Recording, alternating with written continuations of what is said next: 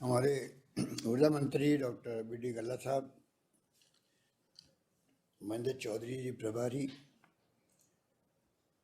विधायकगण आदरणीय श्रीमती सूर्यकांत व्यास जी, मुनीषा पवार जी, दिव्या मजरना जी, मीना कंवर जी, कृष्णाराम जी बिश्नोई, राम जी मेघवाल, महेंद्र बिश्नोई जी, पब्बाराम जी बिश्नोई साहब, पुखराज गर्ग, महापौर साहिबा कुंती देवड़ा जी, श्रीमती विनीता सेठ जी, अब्दुल करीम जोनी जी, कृष्णलाल लड्डा जी, गणपत चौहान साहब, संगीता बेनीवाल जी, बद्रीराम राठौर साहब, राजेंद्र सोलंकी जी, नारायण राम जी बेड़ा पूर्व विधायक, रामेश्वर दादी साहब पूर्व महापौर, सुन परियार जी, रमेश बारणा जी, जसवंत सिंह कछवावा जी, बहुत लंबी लिस्ट है।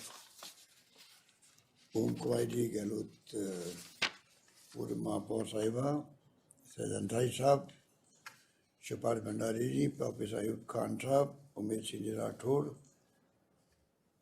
विधायक पति शांति लाली लिम्बा, अब्दुल मजीद गोरी, ओम जोशी जी पूर्व विधायक, महेश व्यास जी, वंदना जी व्यास सभापति, रामलाल बिश्नोई चेयरमैन जोधपुर डेयरी, श्रीमती समूह देवी सांकला सभापति पीपाड़, और हमारे यहाँ उपस्थित अधिकारीगण, एडिशनल चीफ सेक्रेटरी पीएचडी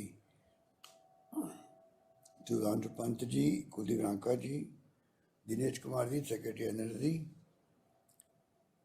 आरती डोगरा जी, राजन विशाल जी, जोधपुर कमिश्नर राजेश शर्मा जी और जिला कलेक्टर इंद्रजीत सिंह जी, जुगल मीणा जी और तमाम उपस्थित पार्षदगण, सरपंचगण, गांव के मौजूदगण और पूरी जो ये विषय सुन रहे हैं पूरे प्रदेश के अंदर, प्रदेशवासियों, भाइयों और बहनों, नौजवान साथी, मुझे खुशी है कि आज जोधपुर जिले में पानी और बिजली के लेके कुछ समस्याएं जो लंबे अरसे से बनी हुई है। जब से मैंने राजनीति शुरू की है तब से मैं देखता हूँ कि पानी को लेके तो जो मेरे पूर्व वक्ताओं ने विस्तार से बातें बताई है, वही जमाना था जब अकाल और सूखे पड़ते थे पूरे प्रदेश के अंदर, विशेष रूप से जैसलमेर, बाड़मेर, जोधपुर, तमाम रेगिस्तान के इलाकों में। तो रेगिस्तान के लोग से ज़्यादा कौन समझ सकते हैं पानी की समस्या कैसी होती है, पानी को लेके क्या तकलीफें सहन कीजिए। सदियों से हमारे पीढ़ियों ने खारा पानी, पानी की क्वालिटी अच्छी नहीं होना, पानी नहीं होना, क्या क्या नहीं हुआ, जो उदाहरण आपको दिए गए। तो मेरे पूर्व वक्ताओं ने सारी बातें बहुत ही अच्छे ढंग से मान के कह दिया आपको। हमारे मंत्री जी ने भी विस्तार से बताया पूरा इतिहास। तो मुझे तो लंबी चौड़ी बात तो क्या कहनी है आपको, क्योंकि मैं तो बचपन से ही घूमता रहा हूँ गाँव गाँव में, और जो आज मुझे आपने तीसरी बार आशीर्वाद देके मुख्यमंत्री बनाया, तो मेरा जो अनुभव है पूरे प्रदेश के अंदर, अभी आप कोरोना की बात कर रहे थे, कोरोना प्रबंधन की बात कर रहे थे, वैक्सीनेशन की बात कर रहे थे,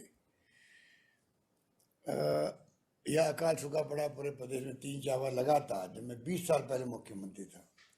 तो तमाम मैंने अनुभव किया कि जो मैंने सीखा है जोधपुर जिले के गाँव से और शहर से, फलोदी हो, चाहे वो ओसिया हो, चाहे वो भोपालगढ़ हो, लूणी हो, बिलाड़ा हो या शेरगढ़ हो, तमाम क्षेत्रों से गांव गांव में गया हूं दौरे करने के लिए अकाल सूखे के अंदर, और उससे अच्छी ट्रेनिंग मेरी हो नहीं सकती थी, क्योंकि गांव में पानी की भी समस्या, बिजली की समस्या किसान को भी, शिक्षा की, स्वास्थ्य सेवाओं की कमी, सड़कों की स्थिति उस वक्त और ढंग से थी, पूरा नक्शा बदल गया देश का भी और प्रदेश का भी। जब आज़ाद हुए थे हम लोग, तब तो आप कल्पना करें राजस्थान में 13 मेगावाट बिजली थी सिर्फ, आज 21,000 मेगावाट बिजली पैदा हो रही है। 13 मेगावाट तो खाली राजा महाराजाओं के जो महल थे उसमें खाली वो टिमटिमाती थी बिजली, बिजली लोग समझते नहीं थे बिजली होती क्या है। वहाँ से शुरुआत हुआ राजस्थान का भी। पानी की तो समस्या आज भी कई गाँव में बनी हुई है, पर आज इंदिरा गांधी कैनाल जो पंडित नेहरू का सपना था, पंडित गोविंद वल्लभ पंत ने जब इसका शिलान्यास किया इंदिरा गांधी कनाल का, कहाँ से कहाँ आज पंजाब से पानी आके जैसलमेर तक पहुँच गया, मुख्य नहर का मोहनगढ़ तक।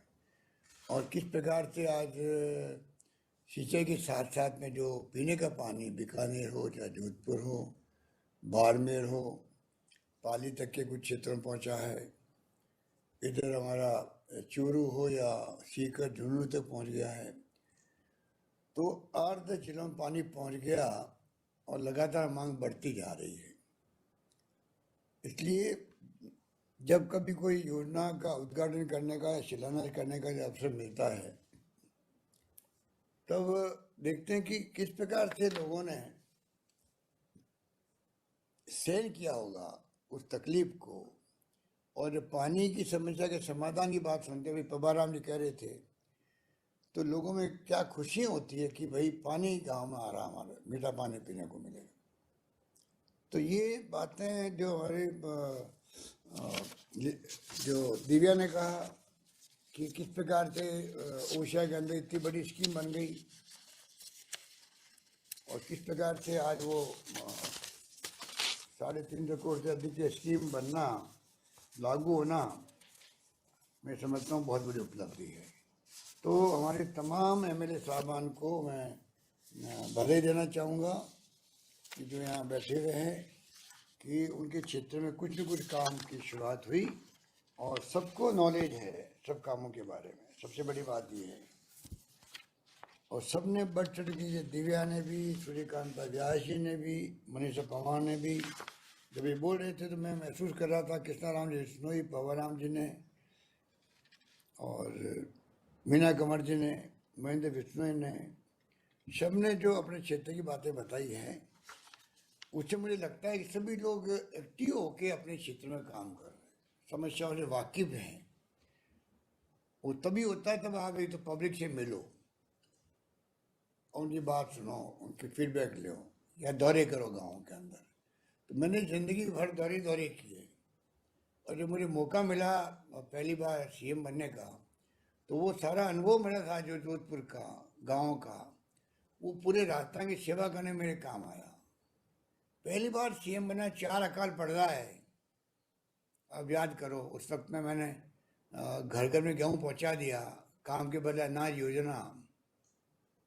हमारे विपक्षी लोग कहते थे कि दिल्ली की सड़कों पे अशोक गहलोत घूम रहा है गेहूँ की भीख मांगते हुए, क्योंकि वाजपेयी थे प्रधानमंत्री उस वक्त में। 32 लाख मैट्रिक टन अनाज गेहूँ हम लोगों ने बांटा घर घर में, गांव गांव में। घरों में रखने की जगह नहीं थी गेहूँ की बोरियों की, ऐसी स्थिति बन गई थी। और शानदार मैनेजमेंट उस वक्त भी हुआ, चारे का भी प्रबंधन, गायों के लिए हो, चाहे वो पीने के पानी टैंकर से पहुंचाना हो। जोधपुर में तो जोधपुर खाली करने नौबत आ गई थी, तो रेलगाड़ी से पानी आया जोधपुर के अंदर। रंची गांव की स्कीम बनी, मड़ई की स्कीम बनी। तो तमाम काम उस रूप में किए गए, और मैं समझता हूँ कि 4 अकाल का जो मुकाबला किया उसकी पूरे देश में बहुत प्रशंसा हुई।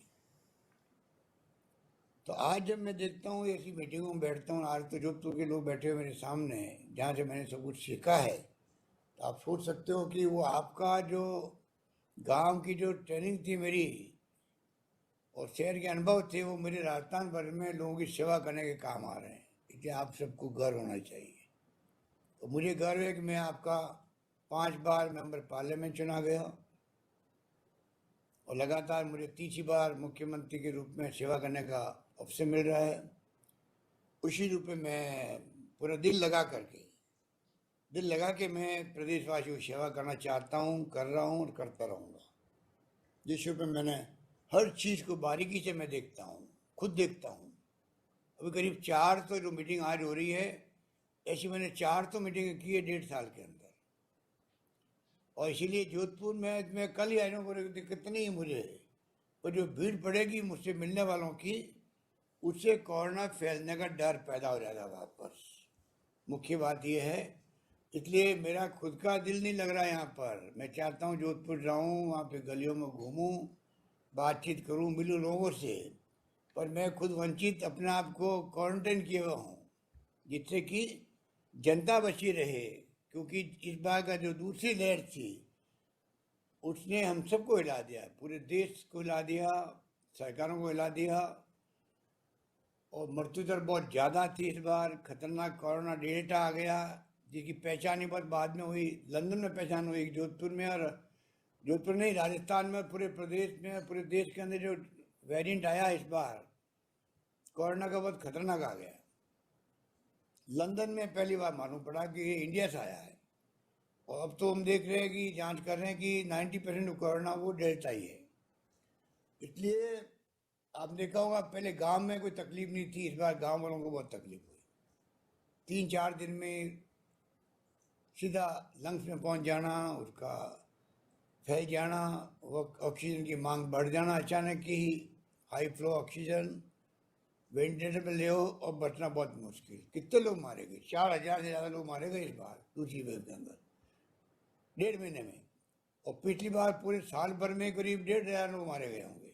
आप सोच सकते हो कि ये बहुत खतरनाक लहर थी, और इसीलिए उसी रूप में हम लोगों ने काम भी किया। तो जो मैं कहना चाहता था आपको कि आप निश्चिंत रहो, पानी की योजनाएं, जो 3rd फेज हो, चाहे 2nd फेज हो, चाहे 1st फेज हो, राजीव गांधी लिफ्ट योजना के तमाम काम जो है, हमने कोशिश की थी ADBG से या जायका से, जापानी ये जो डेवलपमेंट एजेंसी होती है, पर वो मिल नहीं रहा था पैसा। इसलिए हमने 1400 से ज़्यादा करोड़ रुपए स्टेट फंडिंग से करके ही 3rd फेज लाने का तय किया, जिससे कि आने वाले अगले 20-25 सालों में तकलीफ नहीं आए लोगों को।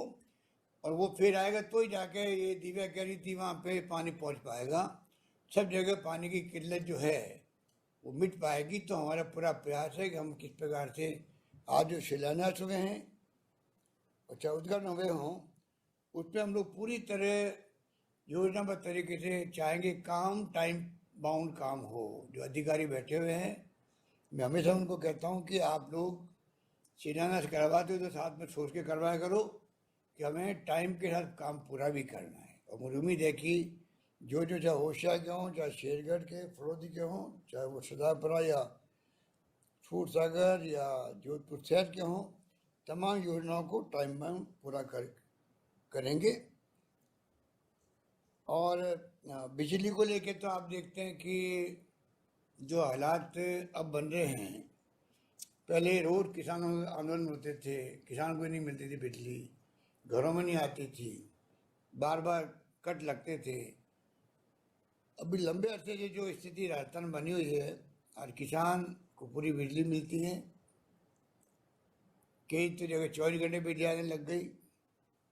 दिन को बिजली की मांग है किसानों की, रात को बहुत तकलीफ पाते थे सर्दी के अंदर, रबी फसल के अंदर। आज 15 जिलों में तो दिन को आने लग गई है। और हमारा प्लानिंग है 23 तक पूरे प्रदेश के अंदर दिन को बिजली मिलेगी किसान को, रात को तकलीफ नहीं पाएंगे किसान लोग भी। हमने 90 पैसे अभी तक कर रखे हैं, बढ़ा नहीं रहे हैं। बार बार कह रहे भाई हम 5 साल तक नहीं बढ़ाएंगे, तो वादा पूरा कर रहे हैं। सूर्य किरणों से बिजली पैदा हो रही है राजस्थान में। पवन ऊर्जा आप देख रहे हो कि लगभग 4,000 मेगावाट पैदा होने लग गई, कुछ बायोमास से हो रही है। और सोलर ऊर्जा के तो बड़े बड़े कंपनी आ रही है राजस्थान के अंदर, करीब 30,000 मेगावाट का प्लान है राजस्थान के अंदर। बड़ला जो बाप में आया हुआ है, वहाँ सोलर पार्क स्थापित हो गया है। ऐसी पार्क हम चाहेंगे कि जैसलमेर, बाड़मेर, जोधपुर, ज़्यादा संभावना है बड़े पार्क बने। बड़ी बड़ी कंपनियां आ रही है, उनको हम ऑफर कर रहे हैं, अच्छी नीतियाँ बना रहे हैं, अच्छी प्रक्रिया करें जिससे कि उनको पूरा लाभ मिले, अधिक से अधिक लोग आगे इन्वेस्टमेंट राजस्थान में करें, तो बिजली की कमी नहीं रहेगी। और अभी थर्मल वाला जो प्लांट है हमारे बहुत पुराने हो गए, वो बंद करने की नौबत भी आ रही है। तो नए बनाने कि एक प्लांट बाकी रह गया, बाकी हमने बनाए हैं छबड़ा के अंदर भी और सूरजगढ़ के अंदर भी।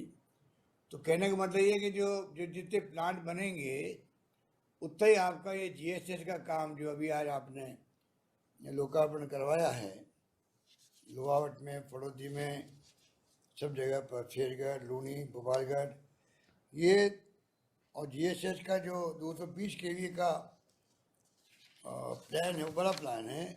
इस प्रकार से 400 केवी के प्लांट है अलग से। ये तमाम जो काम हाथ में लिए गए हैं ये टाइम बाउंड तरीके से पूरे करने का प्लान है। और राजस्थान में जोधपुर में भी तो आपके एक प्लांट तो पोखर में 400 केवी का योजना बनी हुई है, और 220 केवी के सावा के अंदर, लोहावट में, पांचू में, सावरीज में यहाँ बनेंगे। और तो और जो भी आपको बताया गया था कि रिफाइनरी जहाँ लग रही है पचपदरा में, वहाँ पे भी प्लांट लगेगा, जीएसएस बनेगा, बड़ा जीएसएस बनेगा। तो कोशिश है कि ये जो 765 केवी की बात की थी काकानी के अंदर, ये तमाम कुछ काम इसलिए रुके, सुप्रीम कोर्ट का निर्णय आ गया, ये जो गोडावण कहलाता है पक्षी जैसलमेर के अंदर, उसको लेकर के ऐसा इश्यू बन गया सुप्रीम कोर्ट में। तो जितने ही पावर की लाइनें लगी हुई है बड़े बड़े ट्रांसमिशन की, उसको लेके इश्यू बन गया, उन्होंने उसकी रोक लगा दी कि आप इसको अंडरग्राउंड करो, उसमें टाइम बहुत लगेगा। तो वापस सुप्रीम कोर्ट में सरकार जा रही है, कोशिश कर रही है कि वो जल्दी हल हो गया तो हमारे लिए तमाम जो स्कीम बनी हुई ग्रीन कॉरिडोर की अक्षय ऊर्जा को लेके वो पूरी गति के साथ में आगे बढ़ेगी और कृषि को, उद्योगों को बहुत लाभ मिलेगा आने वाले वक्त के अंदर। तो मैं निवेदन करना चाहूँगा आपको कि जो आज उद्घाटन हुए हैं वो काम भी टाइम पे पूरा हम लोग करेंगे, और बाकी तो जितनी बातें करें इतनी कम है, क्योंकि जोधपुर के साथ तो बहुत पिछली गवर्नमेंट 5 साल तक बहुत उपेक्षा का व्यवहार किया हमारे साथ में। पब्बाराम जी बैठे हैं हमारे बीजेपी के एमएलए साहब।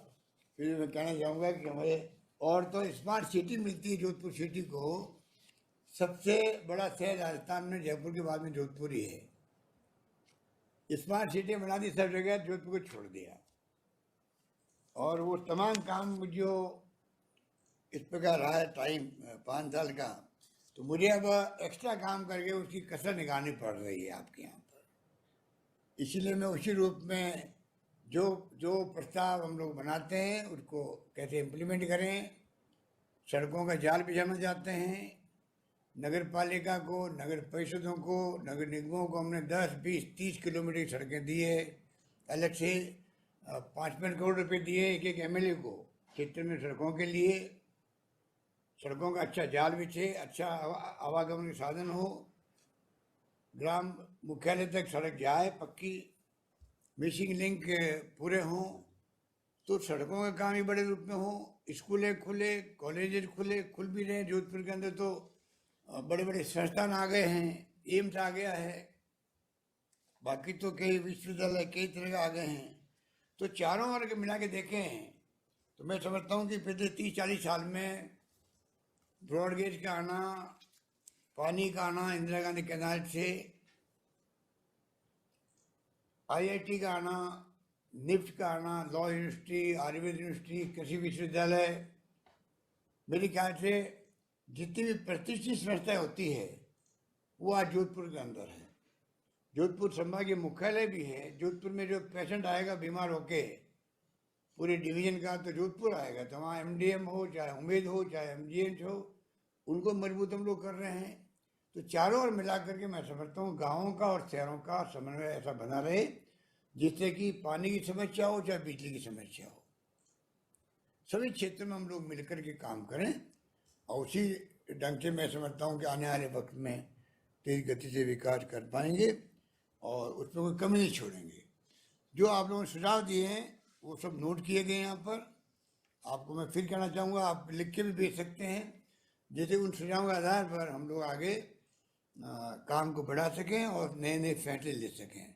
फैसले रोज ले रहे हैं हम लोग किसानों के लिए। अभी महेंद्र चौधरी जी बता रहे थे, तो इसलिए मैं उनको वहाँ पर रिपीट नहीं करना चाहता। कल्ला साहब बता रहे थे, तो जितने फैसले हुए हैं किसानों के लिए और आम जनता के लिए वो तो लगातार चलते जाएंगे। पर फिर भी अगर हमारे विधायक महोदय ने कोई सुझाव दिए हैं वो मुझे आप वापस लिख के भेज सकते हैं। हम चाहेंगे कि सब मिला करके किस प्रकार से आने वाले वक्त में हम लोग इस काम को बढ़ाएं और ये योजना जो बनी है वो योजना को पूरा करें। यही बात कहता हूँ मैं आप सबका शुक्रिया अदा करूँगा कि 2 घंटे लेट की मीटिंग, 1.5 घंटा, फिर भी आप लोग बैठे रहे। आपको इंतजार करना पड़ा होगा या आपको इतला मिल गई होगी तो थोड़ा टाइम पे आए होंगे। पर मुझे खुशी है कि आज मैं जोधपुर के लोगों से रूबरू हो रहा हूँ। और ये तो IT का ज़माना है, ये राजीव गांधी का सपना था जो साकार हुआ, इसलिए आज हम ये 8 कॉन्स्टिट्यूंसी के लोगों के साथ एक साथ में बात कर पा रहा हूँ। 8 विधानसभा क्षेत्रों में ये 7 लोग एक साथ में, वरना ये संभव ही नहीं था, गांव गांव नहीं घूमना पड़ता था। पर ऐसे काम अगर मीटिंग करनी हो तो आप पूरे राजस्थान की ऐसी मीटिंग करते हैं हम लोग। कई बार सरपंच से जुड़ते हैं लोग, उसमें एक साथ उनसे वार्तालाप होता है। कोई बात कहनी हो, समझानी हो तो आराम समझा सकते हैं। क्योंकि कोरोना अभी ऐसी चुनौती आई थी हमारे सामने, जब जरूरत पड़ी कि हम बार बार लोगों तक बात पहुंचाएं कि आपको क्या ध्यान रखना है, मास्क लगाना है, डिस्टेंसिंग मेंटेन करनी है, 2 गज की, हाथ धोना बार बार। अभियान चलाए गए, जागरूकता का अभियान चलाया गया, पखवाड़ा चलाया गया, खूब विज्ञापन दिए गए, मास्क बांटे गए। इतना खतरनाक ये महामारी का प्रकोप है दुनिया के अंदर। दुनिया हिल गई है, बड़े बड़े विकसित राष्ट्र है, लाखों लोग वहाँ मर गए, अमेरिका में मर गए 7-8 लाख लोग, तो हमारे यहाँ 4 लाख लोग मर गए हैं। ये कोई बहुत खतरनाक संक्रमण है, ये अभी गया नहीं है, धीमा पड़ा है। तो मैं आपसे अपील करना चाहूँगा, जो खबरें आती है तीसरी लहर और आएगी, तो इस पर बचाव ही इलाज है इसका। जितना हम बचाव करेंगे मास्क लगा के, मास्क जो है वैक्सीन की तरह मजबूत है, मास्क उससे बच सकते हैं लोग बाग। तो मास्क लगाएं, सब लोग ध्यान रखें। इवन डॉक्टर कहते हैं टीका लगाने के बाद ही मास्क लगाओ, जब तक कि पूरी तरह बीमारी ख़त्म नहीं हुई है। तो मैं आपसे निवेदन करना चाहूँगा कि सरकार तो अपना काम कर रही है। ऑक्सीजन का हाहाकार मच गया था पूरे देश के अंदर, कई लोग मारे गए अस्पतालों के अंदर ऑक्सीजन कमी से। कर्नाटका में, दिल्ली में, यूपी में, गोवा में हमने किसी ढंग से मैनेज किया, रात दिन चिंता करके। इसी ढंग से दवाएं की कमी पड़ गई, ये सब केंद्र से आता है। ऑक्सीजन की अलॉटमेंट भी केंद्र से हुई थी। तो चाहते हुए हम लोग चाहे तो कुछ नहीं कर सकते थे। अब हमने पूरी व्यवस्था अलग ढंग से की है। ऑक्सीजन की पैदा करो हवा से, वो मशीन लग रही है गांव-गांव में, PHC में, CHC में छोटी मशीनें, कई ऑक्सीजन के प्लांट लगा रहे हैं। ये कोशिश करते हैं कि तीसरी लहर कैसी भी आए तो लोगों को तकलीफ नहीं हो, ऑक्सीजन के कारण से लोग मारे नहीं जाए। दवाइयों की पूरी व्यवस्था कर रहे हैं। बच्चों के लिए सुन रहे, बच्चों के लिए आ सकती है लहर, खतरनाक हो सकती है, उनके लिए अलग ICU वार्ड बनवा रहे हैं। तो सरकार की तरफ से साधनों की कमी नहीं रहेगी। इसीलिए हमने, जब प्रधानमंत्री ने मना कर दिया कि राज्य सरकारें करेगी, तो हमने कहा हम करेंगे, 3,000 करोड़ रुपये खर्च करेंगे, पर नौजवानों के वैक्सीन लगवाएंगे हम लोग। पर दबाव बनाए रखा हम लोगों ने। फिर भी ये आप गलत फैसला आपका है, फैसला आपको करना चाहिए। दुनिया के अंदर कोई मुल्क ऐसा नहीं होगा जो वैक्सीन के लिए खुद आगे नहीं आए। हर सरकारें वैक्सीन फ्री लगाती है, अपने यहाँ 5 वैक्सीन लगती है बच्चों से, टीके लगते हैं, सब फ्री लगते हैं। इस बार पता नहीं क्यों फैसला कर लिया, वो फैसला ठीक नहीं था। मुझे खुशी है कि प्रधानमंत्री जी ने आखिर में हमारी बात को माना और घोषणा करी कि हम निःशुल्क लगाएंगे। पर आज वैक्सीन मिल नहीं पा रही हम लोगों को, मुश्किल से हम 1-1.5 लाख लगा पा रहे हैं। अधिकार केंद्र बंद करने पड़ते हैं बार बार। नए मंत्री बने परसों उन्होंने ज्वाइन किया ऑफिस। परसों मैंने पत्र लिख दिया उनको कि राजस्थान वो राज्य है जहाँ सबसे पहले हम टॉप पे थे देश के अंदर। इतना हमने वैक्सीनेशन किया 1.5 करोड़ लोगों का। इसलिए सेकेंड डोज लगने का टाइम हमारा आ गया, जो दूसरे राज्यों में नहीं आया है। अगर आप हमें एक्स्ट्रा डोज नहीं देंगे तो सेकेंड डोज का टाइम हो गया, उनको टाइम पे लगाना जरूरी है। तो मैं पहली डोज वालों को बंद करके उनको पहले लगाना पड़ेगा, वरना वो कैसे कोई काम की नहीं रहेगी वैक्सीन उनके। इस प्रकार से वैक्सीन के लिए हम दबाव बनाए हुए केंद्र सरकार पर। हम चाहते हैं कि वैक्सीन में पूरी मिले। और आपको जान के खुशी हो जाएगी कि 15 लाख प्रतिदिन वैक्सीन लगाने की कैपेसिटी अपने बना ली राजस्थान के अंदर। 15 लाख लग रही, 1-1.5 लाख लग रही है। अगर हमें पूरा वैक्सीन मिलेगी तो हम दिसंबर के पहले पहले पूरे राजस्थान वासियों को वैक्सीनेशन कर देंगे। उसके अलावा उन्हें चिरंजीव योजना लेके आए 5 लाख तक का बीमा, वो आप कृपा करके गांव गांव में आप बताइए लोगों को, वो फॉर्मेलिटी पूरी करें, जिससे कि बीमार होने पर 5 लाख तक का खर्चा, शानदार स्कीम, एक परिवार को 5 लाख का खर्चा। और कोई आदमी जब बीमार अगर पड़ गया अस्पताल के अंदर, तो अस्पताल में भर्ती होने के 5 दिन पहले से शुरू होगा, और अस्पताल छुट्टी होने के 15 दिन बाद तक का खर्चा भी उसके अंदर आएगा। पूरा खर्चा मिलेगा, उसको 1 रुपया पैसा खर्च नहीं करना है। इतनी शानदार योजनाएं हैं। मैं उम्मीद करता हूं कि कई लोगों ने तो उसको, अधिकांश लोगों ने तो उसका फॉर्म भर दिया है, और मैं उम्मीद करता हूं कि आप लोग भी कुछ इसमें इमदाद करेंगे प्रचार प्रसार करने के अंदर, क्योंकि आप मौजूद लोग भी हैं, जनप्रतिनिधि हैं।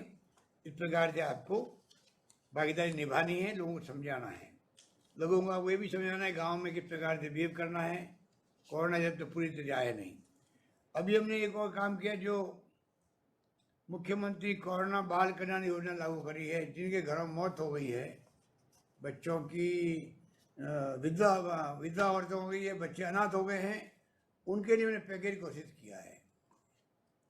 तत्काल 1-1 लाख रुपए देने का, फिर 2,500 रुपये प्रति माह देने का बच्चों को, 18 साल के होने पर 5 लाख रुपये देने का, स्कूल की पढ़ाई फ्री करने का, विधवाओं के लिए पेंशन करने का।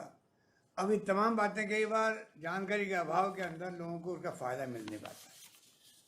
उसमें हमारी भूमिका बढ़ जाती है। जो हम लोग जनप्रतिनिधि होते हैं गांव में, चाहे वार्ड पंच हो, चाहे सरपंच लगा करके MLA MP कोई हो, हमारी जिम्मेदारी बढ़ जाती है कि हम चुने प्रतिनिधि पार्षद है, मेयर है, प्रधान या प्रमुख हैं, या जिला परिषद या पंचायत समिति मेंबर हैं, कोई हो, हम ऐसे वक्त में पब्लिक बीच में जाएँ, उनको समझाएं कि सरकार की योजनाओं का लाभ आप कैसे उठा सकते हो। मैं उम्मीद करता हूँ कि इस काम में आप भागीदारी निभाएंगे। यही बात कहता हूँ, मैं अपनी बात समाप्त करता हूँ। बहुत बहुत आपका सबका धन्यवाद। बहुत बहुत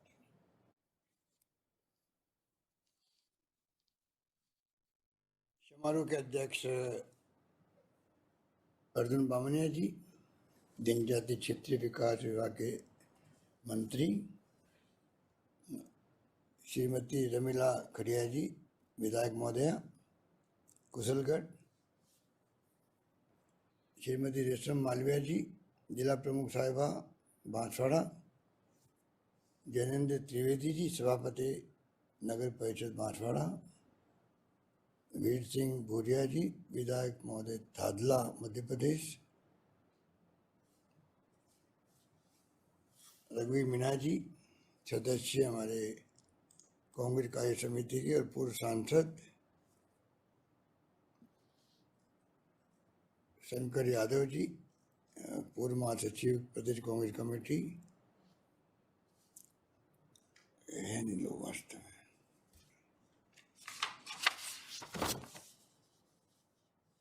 भीमाभाई डामोर, चामड़ी जैन साहब, हसमुख जी सेठ, रमेश चंद्र जी डिंडोर प्रधान, रमेश चंद्र जी पंड्या जी, बबलू जी मेहड़ा नगर पालिका अध्यक्ष, शिखर जी अग्रवाल प्रमुख सचिव शासन सचिव, राजेंद्र जी भट्ट संभागीय आयुक्त, श्रीमती प्रज्ञा कमिश्नर जनजाति विभाग, और तमाम अन्य उपस्थित जनप्रतिनिधिगण, उपस्थित भाई और बहनों, नौजवान साथियों, मुझे खुशी है कि आज हुरतिंग खड़िया जी की मूर्ति का अनावरण संभव हुआ। हुरतिंग खड़िया जी को मैं बहुत लंबे अरसे से जानता था। वे आदिवासी क्षेत्र बहुत ही सक्रिय और मेहनती व्यक्तित्व धनी थे। हमेशा वो कुशलगढ़ के बारे में कैसे विकास हो, उसकी चर्चा मुझसे किया करते थे। वो हमारे बीच नहीं रहे। आवाज नहीं जा रही है। प्रभु जी का फोन आया, आवाज नहीं जा रही है।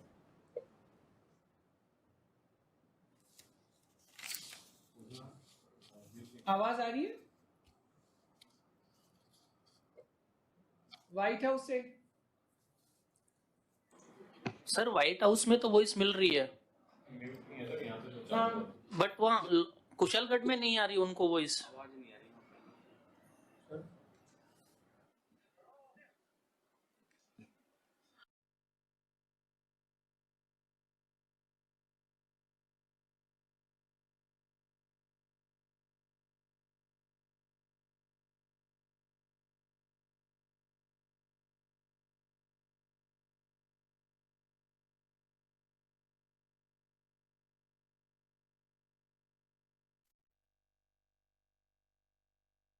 Enter the event panelist numeric password, followed by pound.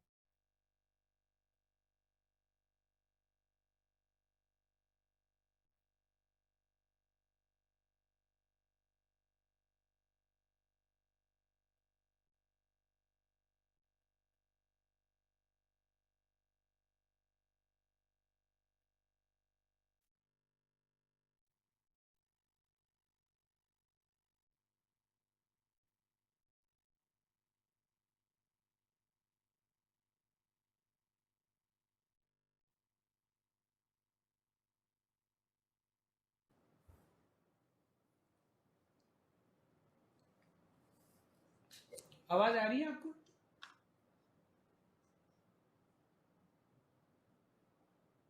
Satyendra जी आवाज आ रही है आपको? अब आ रही है सर, कुशलगढ़ में भी आ रही है। Continue please. ठीक है। तो मैं कह रहा था कि उड़तिंग खड़िया जी का व्यक्तित्व, उनका कर्तृत्व हमेशा समर्पित रहा है कुशलगढ़ के लिए, और आदिवासी समाज में बहुत ही सक्रिय रहे। वो NHY से शुरुआत करके राजनीतिक कैरियर को, वो सरपंच भी रहे, प्रधान भी रहे, और उनको पार्टी ने अवसर भी दिया चुनाव लड़ने का विधानसभा का। अनफॉर्चुनेटली वो कामयाब नहीं हुई, पर मैंने देखा वो चाहे चुनाव जीते या हारे हों, किसी पद पे रहे या नहीं रहे, हमेशा उन्होंने कुशलगढ़ की जनता की सेवा करने में कभी कोई कमी नहीं रखी, और इसीलिए मुझसे लगातार उनका संपर्क था। आज जो उनकी मूर्ति लगी है, मूर्ति लगाने का मायने ये होता है कि चाहे वो कोई सैनिक हो जो शहीद हुआ हो देश के लिए, चाहे कोई महापुरुष हो, चाहे वो सामाजिक कार्यकर्ता हो, राजनीतिक कार्यकर्ता हो, मूर्ति लगाने का मतलब है कि आने वाली पीढ़ियाँ भी देखती मूर्ति की किसकी लगी है, क्यों लगी है, इनका क्या योगदान था समाज के लिए, क्षेत्र के लिए, उसकी जानकारी प्राप्त करके वे लोग, नई पीढ़ी के लोग भी प्रेरणा प्राप्त करते हैं, हमें भी कुछ करके दिखाना है। इसीलिए ये मूर्ति के कार्यक्रम रखे जाते हैं और मूर्ति लगाई जाती है। और मेरा मानना है कि इस लिहाज से ये काम जो समिति ने किया है, मैं रमीला जी को, तमाम उनके साथियों को बहुत धन्यवाद देना चाहूँगा, बधाई देना चाहूँगा। एक ऐसे व्यक्ति की मूर्ति लगी है जिससे कि हमारी नई पीढ़ी प्रेरणा लेती रहेगी आने वाले समय के अंदर। और ये जो संकल्प व्यक्त किया है रमीला जी ने कि उनके अधूरे कामों को, अधूरे सपने को वो पूरा करने के लिए तमाम अपने आप को समर्पित रखेगी। मुझे यकीन है कि रमीला जी भी, उनके तमाम जो कार्यकर्ता हमारे कुशलगढ़ के हैं, जो सीधे संपर्क में थे उड़तिंग खड़िया जी के, वो कोई कमी नहीं रखेंगे। और जो जो सुझाव दिए जाएंगे सरकार को, मैं आपको विश्वास दिलाता हूँ कि सरकार को कमी नहीं आने देगी कुशलगढ़ के विकास के लिए। वैसे भी हमारे कुशलगढ़ मध्य प्रदेश के बॉर्डर पर है, महेश जोशी जी वहाँ आते रहते हैं, और महेश जोशी का रिश्ता जो आपसे छिपा हुआ नहीं है आपका, और अभी तक बने रहना बहुत बड़ी बात है। जो वहाँ MLA रहे इंदौर के। और मैं आपको कहना चाहूँगा, रमीला जी भी जब कभी कोई काम लेके आई है तो मैंने मना नहीं किया है, तमाम उनके कामों को मैंने किया है। लंबी फहरिस्त है, जो अभी वक्त नहीं है कि मैं उन तमाम कामों को गिनाऊँ। आप सबको मालूम है कि क्या क्या हम लोगों ने स्वीकृति जारी करी है, और आगे भी जो है जो सुझाव दिए जा रहे हैं उनको पूरा करेंगे।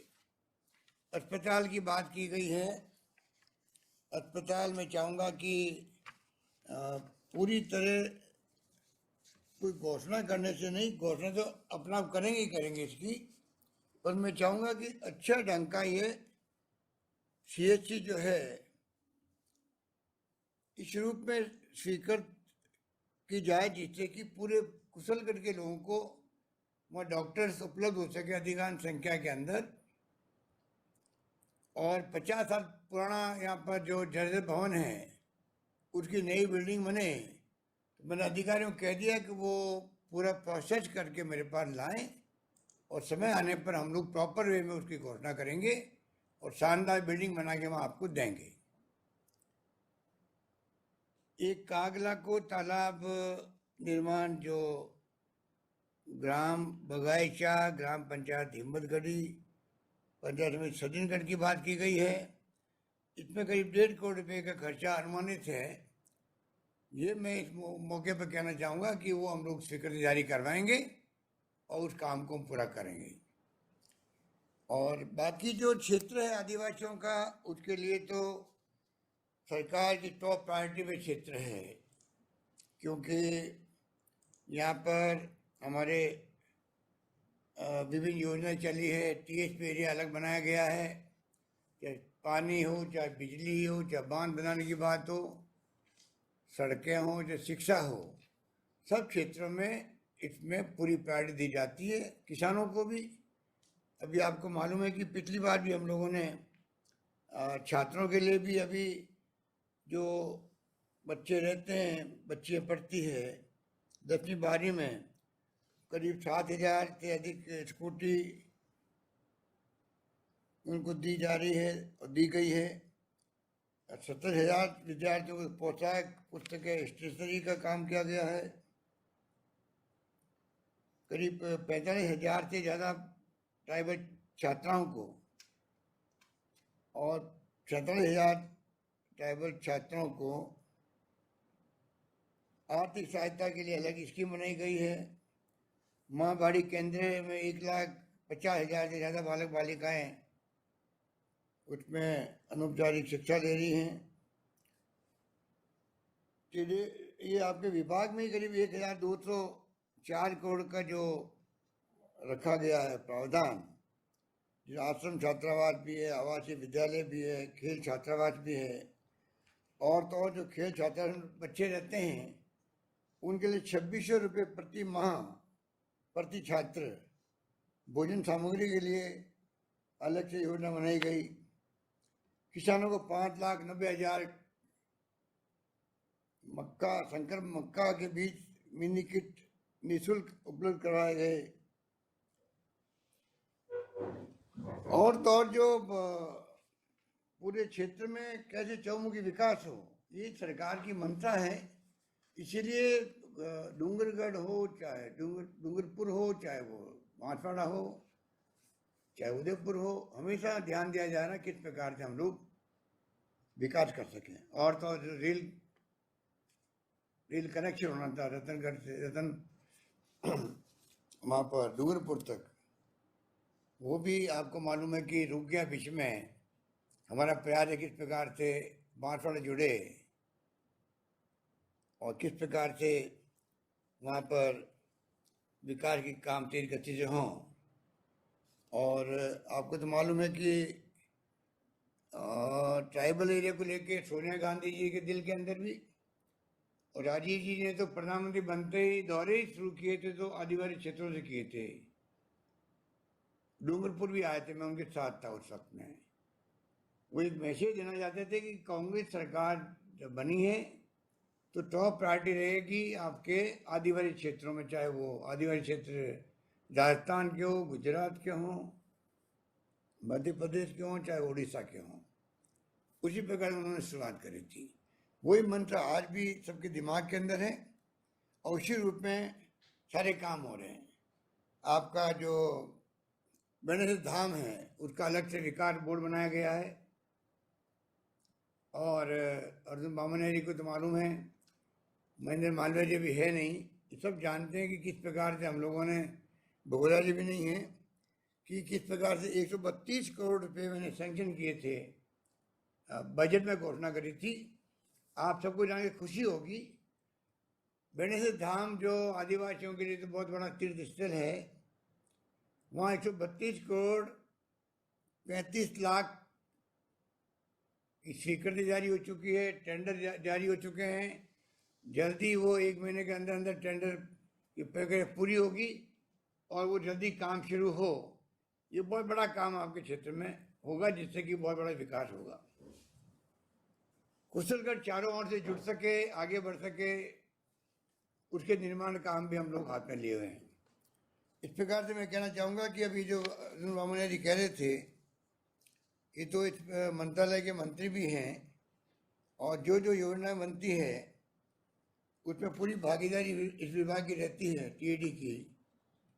और मैं जो कमिश्नर बैठे हुए हैं यहाँ पर टीएडी के, उनको भी कहना चाहूँगा कि हमारी टॉप प्रायोरिटी है कि ये क्षेत्र कैसे चौमुखी विकास करे, इसी दिशा में हमें आगे बढ़ना है। और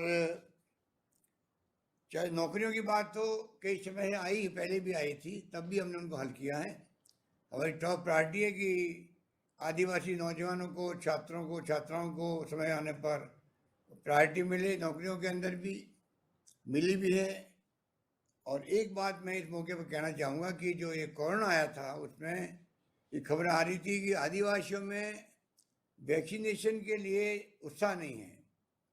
तो मैं आपको निवेदन करूँगा कि वैक्सीनेशन बहुत आवश्यक है। ये महामारी बड़ी खतरनाक है, पूरी दुनिया में फैली हुई है। दुनिया के मुल्कों में तीसरी वेव आ गई है और ये हमारे मुल्क में भी, हमारे प्रदेश में भी पता नहीं कब तीसरी वेव आ जाए।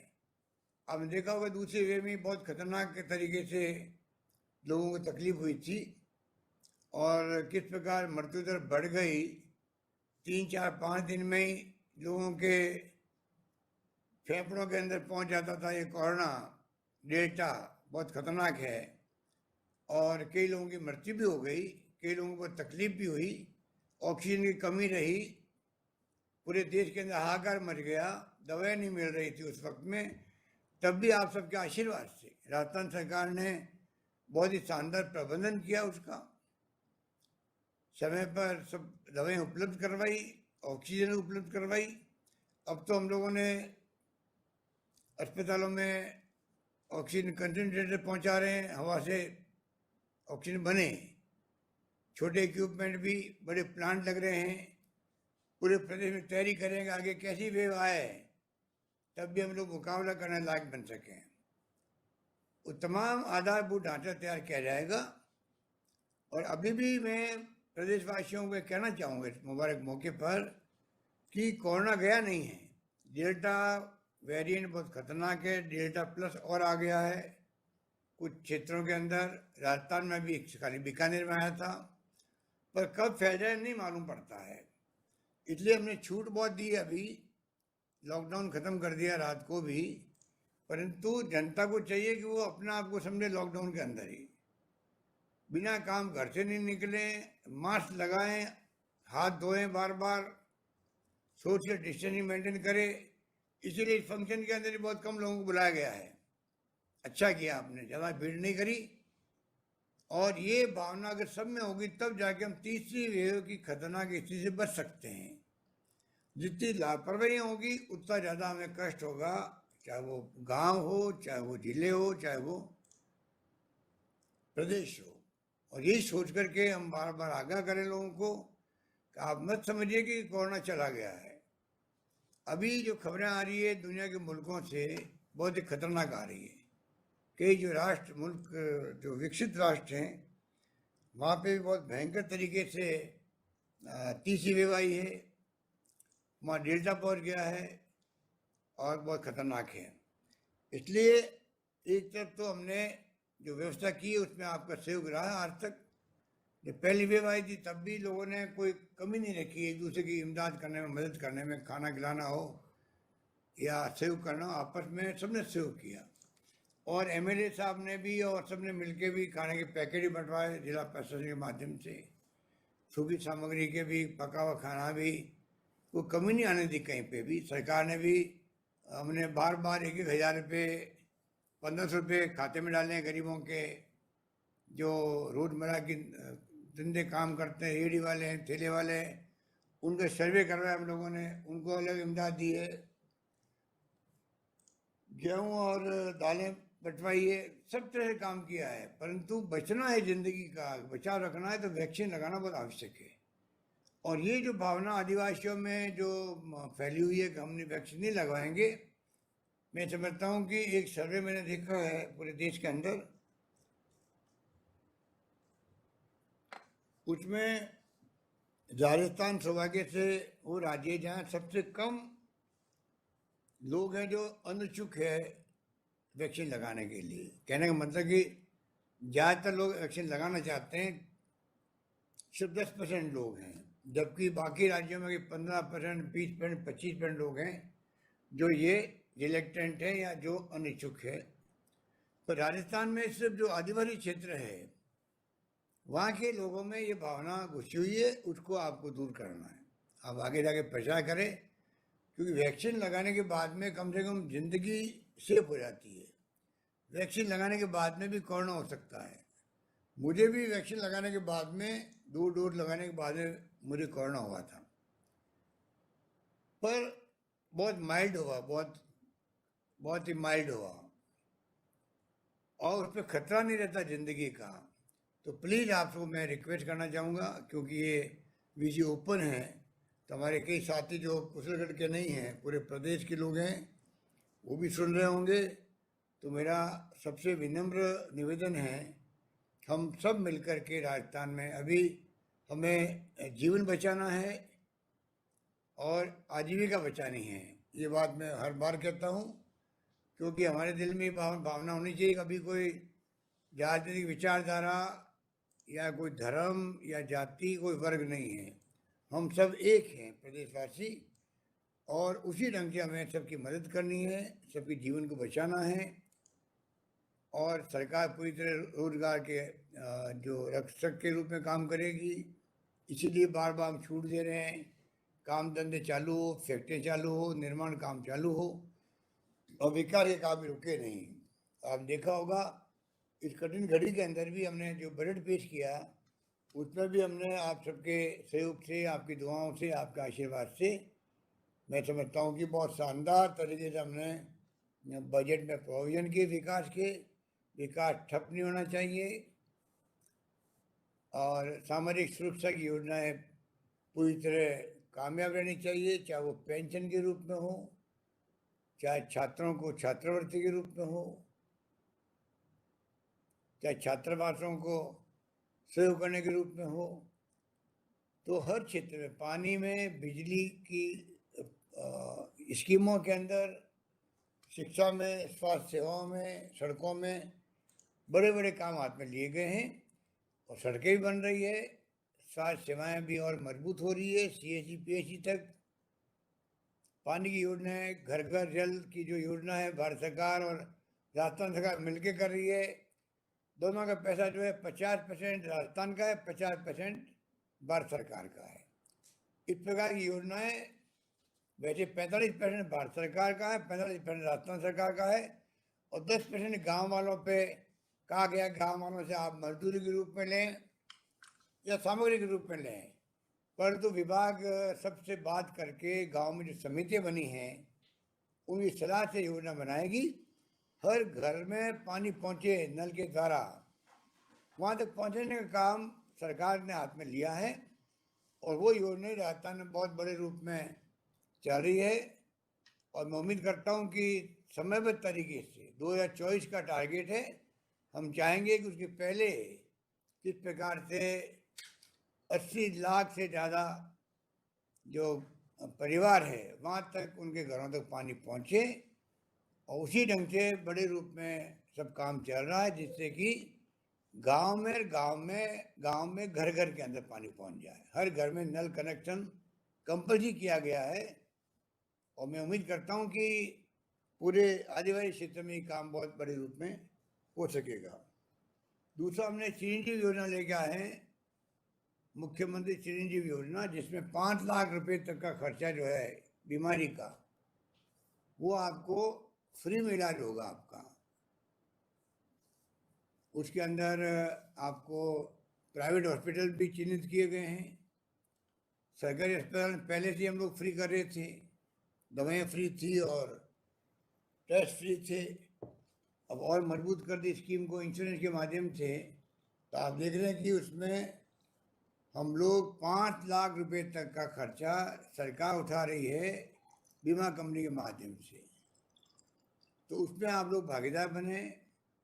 जो पैसे वाले हैं उनसे जो प्रीमियम है इसका 1700 रुपये, उसका आधा 850 रुपये लिए जा रहे हैं, बहुत कम रकम है। बाकी लोगों के लिए सबके लिए फ्री है। और मैं समझता हूँ कि करीब 10% लोग मुश्किल से बचे होंगे, बाकी सब लोगों ने रजिस्ट्री करवा दिया है। तो आप लोगों ने, मेरा निवेदन है कि पूरे प्रदेश के अंदर आप लोग इस स्कीम के बारे में लोगों तक बात पहुँचाएं, जिससे कि कोई आदमी सूचना के अभाव में पीछे नहीं रह जाए। अभी हमने जो कोरोना के अंदर जो मौत हो गई है उनके लिए पैकेज दिया है। कोई घर में कोई बच्चे अनाथ हो गए हैं, उनके माँ बाप नहीं रहे तो उनके लिए अलग पैकेज हैं। और जो विधवा हो गई बहनें हमारी, उनको भी पैकेज दिया गया है।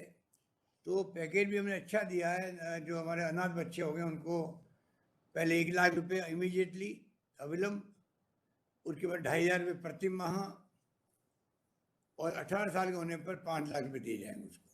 पढ़े का खर्चा अलग होगा। और कोई विधवा महिला हो गई है तो उसको भी 1 लाख रुपये इमीडिएटली, और उसकी विधवा पेंशन मिलेगी उसको। इस प्रकार से कोशिश करिए कि दुख की घड़ी के अंदर हम लोग कैसे उनको सहायता कर सकें, सेव कर सकें। इसलिए मैं कहना चाहूँगा कि कहने को तो बहुत सारी बातें हैं, पर मैं इतना ही कहूँगा कि आप निश्चिंत रहें। जो आपकी विधायक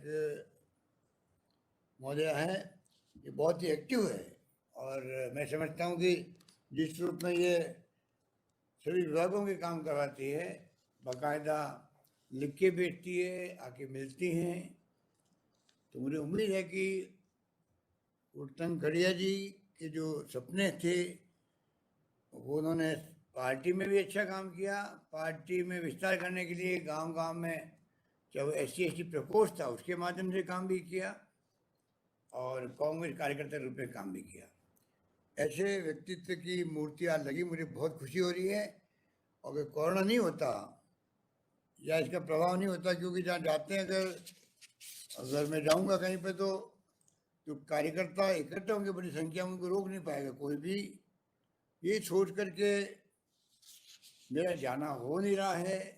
बाहर निकलूँगा तो भीड़ इकट्ठी होगी, फिर अगर कोरोना फैल जाएगा, कोरोना प्रोटोकॉल का पालन करेगा नहीं, तो ये हमारे लिए समस्या बनी हुई है।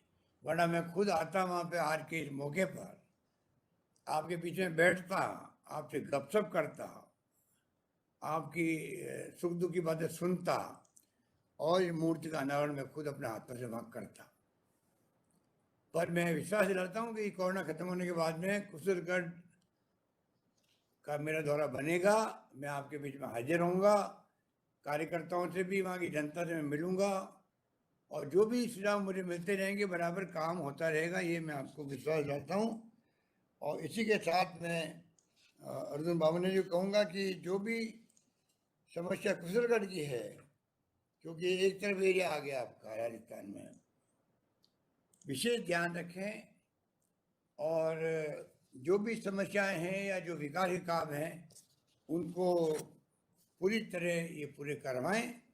वैसे तो ये पूरा उदयपुर से लगा के जो जो एरिया TSP में आते हैं उन सब जगह बहुत शानदार तरीके से काम चल रहे हैं, योजनाबद्ध तरीके से काम चल रहे हैं। सब जगह विकास के काम हाथ में लिए गए हैं।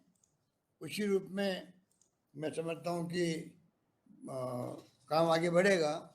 उसके बावजूद मैं चाहूँगा कि जो हमारे बॉर्डर एरिया है राजस्थान के, वो मैं हमेशा कहता रहा हूँ कि बॉर्डर एरिया में लोग कम जा पाते हैं, चाहे वो कुशलगढ़ बांसवाड़ा हो, डूंगरपुर हो, या हमारा धौलपुर हो, करौली हो, झालावाड़ हो या बारा हो, जैसलमेर हो या बाड़मेर हो। ये तमाम जो एरिया है, गंगानगर है, जो बॉर्डर के लगते हुए एरिया हैं, ये तमाम एरियाओं में मेरा विशेष फोकस रहता है कि वहाँ की समस्याओं में ज़्यादा ध्यान दें हम लोग, जिससे कि वहाँ विकास ठप नहीं हो, आगे बढ़ सके। तो मुझे उम्मीद है कि आज का प्रोग्राम आपका बहुत कामयाब रहा। उसके लिए मैं रमीला जी को, तमाम इनके समिति के लोगों को जिन्होंने मूर्ति गनावन का बीड़ा उठाया, उन सबको मैं बहुत ही धन्यवाद देता हूँ कि आपने अच्छा काम किया। और बहुत लंबे अरसे से रमीला की इच्छा थी कि ये मूर्ति का अनावरण हो, पर मैं खुद भी पहले टाइम दे नहीं पाया। आज मुझे खुशी है कि हम सब बैठ करके इस प्रोग्राम को संपन्न करने में भागीदार निभाई। हमारे जो कलेक्टर ऐसे बैठे हुए हैं और इसके साथ में प्रिंसिपल सेक्रेटरी बैठे हैं शिखर अग्रवाल, राजेंद्र भट्ट जी बैठे हैं, प्रज्ञा कमिश्नर बैठी हुई है श्रीमती प्रज्ञा जी। तो मैं उम्मीद करता हूँ कि सबका फोकस रहेगा टीएसपी एरिया में जो समस्याएं हैं उनको टॉप प्रायोरिटी पे हल करें। सरकार की प्रायोरिटी भी वो एरिया है जो ज़्यादा पिछड़े हुए एरिया हैं, और हमारी दृष्टि के अंदर हम चाहेंगे कि जो टीएसपी एरिया है उस पर कोई काम रुके नहीं। वहाँ पे तमाम सरकारी योजनाएं जो घोषणा हुई होती है बजट के अंदर, वो घोषणा ही पूरी हो, और टीएसपी के विभाग जो टीएडी के विभाग है उनकी जो योजनाएं हैं वो भी ढंग से लागू हो। ये हम सब का प्रयास होना चाहिए, और मैं उम्मीद करता हूँ कि उसमें कमी नहीं आने देंगे। यही बात कहता हुआ मैं फिर एक बार कहना चाहूँगा कि पैकेज दिया हम लोगों ने, मुख्यमंत्री चिरंजीवी योजना लेके आए हैं, ये बातें बहुत महत्वपूर्ण है, परंतु इससे बड़ा महत्व अभी रखता है जीवन बचाना। हमारे करीब 1,500 लोग मारे गए थे पहली वेव में, और दूसरी वेव में करीब 4,000 लोग मरे हैं, और देश में 4 लाख लोग मर गए हैं। आप कल्पना कीजिए दूसरी वेव कितनी खतरनाक थी। इसमें बार बार आपको रिमाइंड करवा रहा हूँ कि आप कृपा करके अपने जीवन को बचाने के लिए इसको कोई लापरवाही नहीं लें पूरे प्रदेश के अंदर, और बहुत गंभीरता से लें। बार बार जो चाहे केंद्र सरकार हो चाहे राज्य सरकार हो, सबकी मंशा रहती है कि प्रोटोकॉल का पालन हो, कोविड का। मास्क लगाना बहुत आवश्यक है। मास्क से जो बचाव हो सकता है वो आप कल्पना नहीं कर सकते हो। वैक्सीन नहीं लगाए तब तक मास्क लगाना बहुत आवश्यक है, वैक्सीन लगाने के बाद में मास्क लगाना आवश्यक है। उससे अंदाजा लगा सकते हो कि पूरे विश्व के अंदर मास्क लगाने को, डिस्टेंसिंग को, हाथ धोने को, एक ही प्रोटोकॉल पूरे देश के अंदर, दुनिया के अंदर है, सब मुल्कों के अंदर।